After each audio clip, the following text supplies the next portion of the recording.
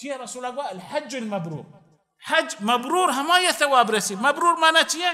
مبرور یعنی همه درو مردم چطور راحت ببه، تی اخلاق کو مردم شر ببی واشی هبری کن گویا مجادله مکن بی فایده یا کتر ناراض مبی فبر معنی حج همشه.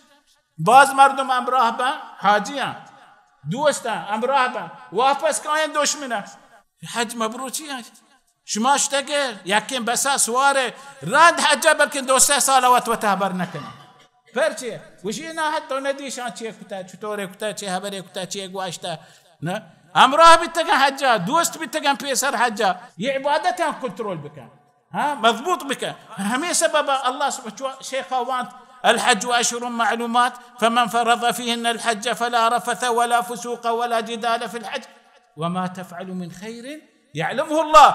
الله كره چی قال نبي تی نیت ازان چه ما وادی تو تپاده سورینه هما پیسوان تو هرچ کنه تی نیت ازان تی مقصد ازان الله سبحانه وتعالى تی دلا پیسره چارگه يعلمه الله.